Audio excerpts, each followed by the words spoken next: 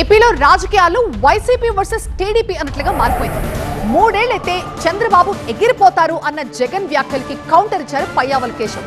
చంద్రబాబు ఎగిరిపోయే రకం కాదు, ఎదిగిపోయే రకం అన్నారు పయ్యావుల. ప్రజలకు ఏ సమస్య వచ్చినా కూడా ఈరోజు చంద్రబాబు నాయుడు ఎలాగూ చెయ్యడు అని చంద్రబాబు నాయుడిని ఎవరు కలవడంలా. ఆయన ఎలాగో కలిసినా వేస్తే ఆయన ఎలాగూ చెయ్యడని ప్రజలకు కూడా బాగా అర్థమైపోయింది.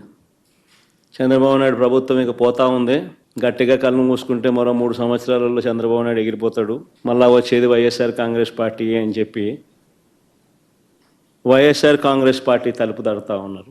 వాళ్ళకు జరిగిన సమస్యల గురించి చెప్తా ఉన్నారు. ఇది చంద్రబాబు నాయుడు తట్టుకోలేకపోతా ఉన్నాడు కాబట్టి ప్రతిపక్ష పార్టీని అణచివేయాలని చూస్తూ ఉన్నాడు. జగన్మోహన్ రెడ్డి గారు నిన్నేం మాట్లాడాడో మీరందరూ పేపర్లు చూసుంటారు. ఎగిరిపోతాడు చంద్రబాబు నాయుడు అన్నాడు. నీచమైనటువంటి భాష. జగన్మోహన్ రెడ్డి విను, ఎగిరిపోయేది చంద్రబాబు నాయుడు కాదు, ఎదిగిపోయేవాడు చంద్రబాబు నాయుడు అనేటువంటిది ఈ సందర్భంగా గుర్తు చేస్తున్నా.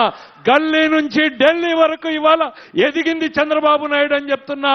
రోజు రోజుకి గంటకి ఇక దిగజారడానికి అంతే లేదన్నట్టుగా దిగజారుతున్నది నువ్వు అనేటువంటిది గుర్తు చేస్తా ఉన్నా. ఒకవైపు రాయలసీమ ద్రోహిగా మిగిలిపోతున్నావు, మరోవైపు ఈ రాష్ట్ర ప్రజానీకానికి నువ్వు ఒక పాలెగాడిగా తయారైతున్నావు. అరాచకం, అశాంతి రప్ప నరుకుతానంటే అది పాలెగాళ్ల సంస్కృతి అనేటువంటిది నేను చెప్తా ఉన్నా.